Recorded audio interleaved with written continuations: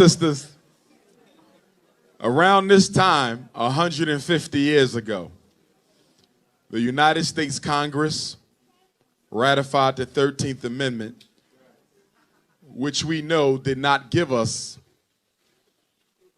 political and economic freedom, but gave us a degree of physical freedom. This December of 2015 will mark our 150th year since the official close of slavery. So this year, we must engage in some very deep reflection because we have to ask ourselves a very important question. And that question is simply this.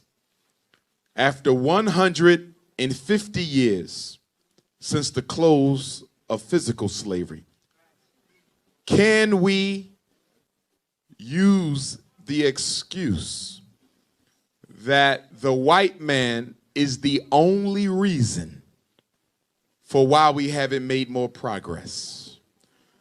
We have to look in the mirror and be honest and ask ourselves, despite all he has done, and of course he is the #1 enemy of African people in progress, but is he alone to blame for why we are not much better off now than we were 150 years ago? And if the European is not exclusively to blame for our predicament, then who else is to blame? We have to understand something, brothers and sisters. In order for there to be an oppressor, there must be an oppressed person who is participating in his condition. In order for there to be an enslaver, there must be someone who is enslaved, who is participating in the condition. So as much as we talk about white supremacy, we have to look at the black complicity in our situation. And I'm saying this now because I don't want another 150 years to pass and for us to still be in the same situation because we don't want to look in the mirror and acknowledge that most of us are as white as our oppressors are. To acknowledge that most of us are infected with the same gene of Europeanism that our oppressors have. It's one thing. It's one thing. It's one thing for another person to oppress you. But it's something altogether different when you participate in your own oppression because you're too comfortable to do something about what you're going through. Now, brothers and sisters, and I say this respectfully, we have to analyze this movement that we refer to as the conscious community. We got to take a deep look at this because as I look, and I can speak on it, I'm the most requested speaker in the conscious community. I can speak on it. But I'm afraid, though, that we might have walked out of the church and left the Bible behind and walked into consciousness and picked up conscious text, but the hustling spirit of the church came right with us into black consciousness. In other words, I'm wondering whether or not we are just as guilty as a T.D. Jakes. I'm wondering whether or not we're just as guilty as a Creflo Dollar. I'm wondering whether or not the conscious community is actually emulating the exact same people who they claim to despise. I got to say this because as we go into the new year, everything has to be under analysis. I look at how a second ago, a lot of our sisters didn't even feel comfortable enough to demand a seat There's something wrong when a black woman don't even feel that I'm worthy of sitting down while so many black men sit. And that's not the fault of the brothers necessarily, but there's something going on in the community where we don't really feel like community no more. Brothers and sisters, we always talk about once upon a time we used to look out for each other. We used to talk about once upon a time how the next door neighbor could punish me if I didn't do what I was supposed to do. But once upon a time, we were a community. The problem with once upon a time is that the European, with our support, has engineered a process by which most black people live their lives under a philosophy of radical individualism. I think we practice radical individualism more than the Jew. I think we practice radical individualism more than the Anglo-Saxon. I think we practice radical individualism more than any of the other groups who we claim to hate so much. We talk black, but that's the easy part. We dress black, but that's the easy part. We study black, but that's the easy part. I think some of us have gotten comfortable with the cultural Halloween costumes we wear. I think that some of us think that because I burn my incense and because I wear my shea butter,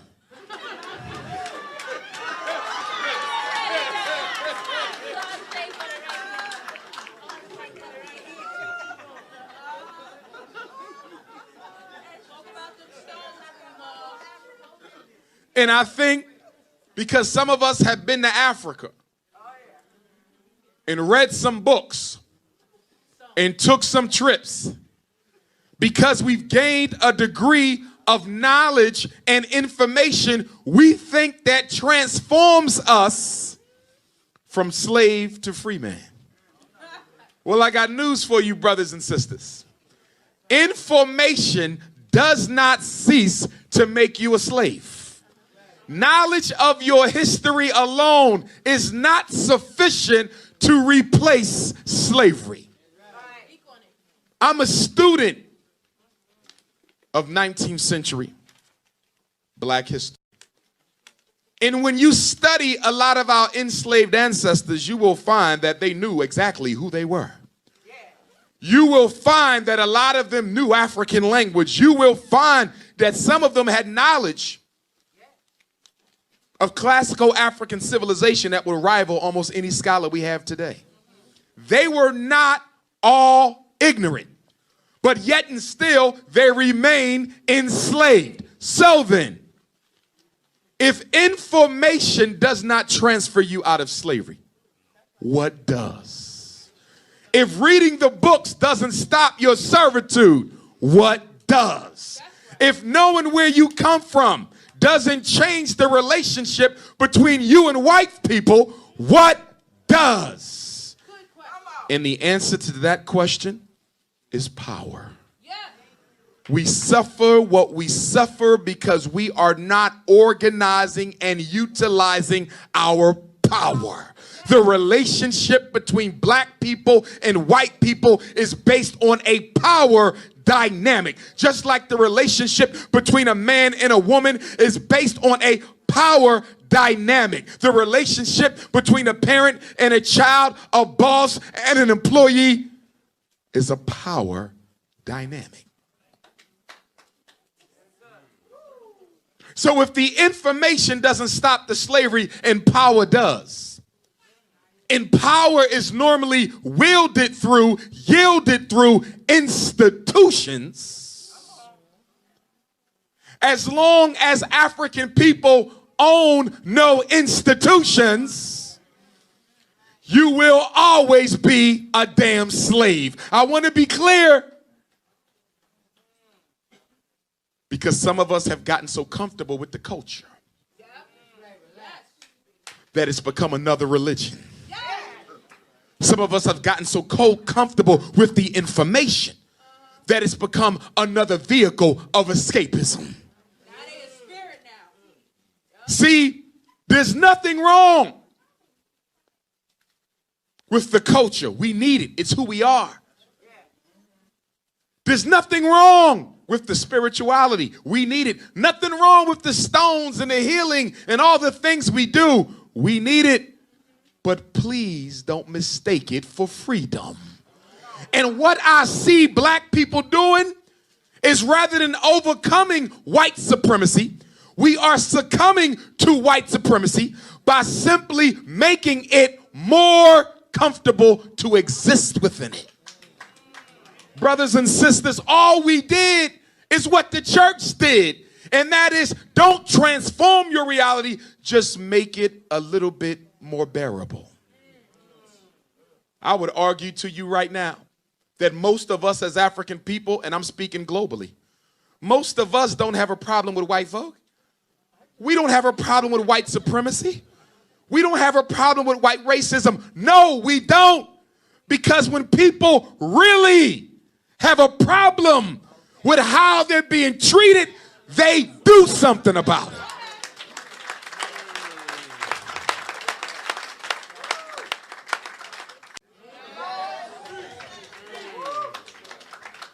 I want to deal with it because this is our ancestors' year here. 2015 is 150 years. Our ancestors are saying, I know y'all can do better than this, because we did better with less. Harriet Tubman said, wait a minute. What do y'all mean y'all can't stop police brutality in New York City? Do you realize we stopped the whole damn slavery machine? George Washington Carver says, what do you mean you can't live without the white man's medications? When I transformed not only pharmacology, but agricultural science. Brothers and sisters, Napoleon Bonaparte, and I'm no supporter of any white supremacist, but as a student of military science, I study all generals. I study all wars. And a lot of the wars I study don't even involve black folks. But I got to study the science. And what did Napoleon say about war? He said that if I had to choose between a well-equipped army with no guts and courage versus an army that was poorly equipped with the guts and courage, give me the army with the guts and the courage versus the ones with the weapons, because the moral is to the physical 3-1. So the reason white supremacy is beating on us ain't just because we don't own nothing. It ain't just because he runs the economy and the criminal justice system. White supremacy is beating black folk because white folk know we scared of them. Can we be honest? See, this is why we got to socialize the children. Because when you socialize, you eliminate the fear.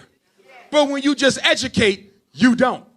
How many smart ass scared Negroes we have in America? How many mainstream Afrocentric scholars who know everything about our past, but scared as hell of confronting the oppressor? Education is one thing. Socialization is something totally different. For those of you who've been in the military, you know exactly what I'm talking about. When you went to boot camp in the Marine Corps and boot camp in the Army, when you went to boot camp in the reserves, you got an education. They opened up books and taught you what to believe. But it didn't come to life until they made you live it. And through the socialization, which is done in groups, they were able to take you from being who you were to what they wanted you to be. This is why I support homeschool, but I understand that it's a temporary Band-Aid until we have large-scale academies where we can socialize en masse. Because one of the biggest issues that African people have is getting along with other African people. And if it's one thing that we got to crush and crush now, it is the ego of the Negro.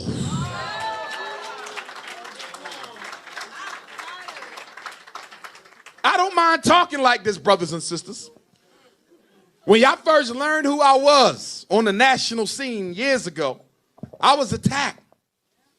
People accused me of not having no credentials because I didn't come out and say I graduated from the Philadelphia College of Osteopathic Medicine with a doctorate degree. They attacked me because I didn't say I got my master's in school psychology from Millersville University. They attacked me because I didn't tell them that I got my principal master's in cert from Lehigh University. I was attacked. They accused me of everything under the sun because people who thought they run this thing felt that I was encroaching on their territory. Youth and elder. In many respects, my oratory has been as much as a blessing as a curse. Since I don't have an equal on this thing we call a microphone, it breeds jealousy and envy, and people attempt to destroy. But many of them had to take a step back for one reason and one reason alone. Actually, two. Number one, Dr. Umar Johnson's proof is in my damn pudding. That's number one. Who has helped more African children than me? Call his damn name. Who has helped more mothers fighting for their boys in school? Call his damn name. Who put more kids out of special ed, wrote more letters to the judges to keep them out of jail than me? I don't just talk this. I walk mines. My proof is in the pudding. I don't make a living running around the country giving my opinion but not doing shit. My proof is in my pudding. And feel free to quote me. The other reason why they had to back up is because y'all said so. It was the people from New York to California, from Houston to Chicago, who said, y'all can attack whoever y'all want, but him, you're going to leave him alone. And I want to thank y'all for that, because I don't take what I do for granted. I don't take this time in front of y'all for granted. And y'all know I like to come up and I like to have fun and crack my jokes, but I take it home every night. When we started that fundraiser for the Fred Douglass Marcus Garvey Academy, I thought we would have hit that $2 million. I did. I said, for all the children I've helped, for all the free things I've done for my people, for which I need no thank you, I said they're going to come out for me. And a lot of you did. And we raised $250,000, but we're still short. And it bothers me because I know for Christmas,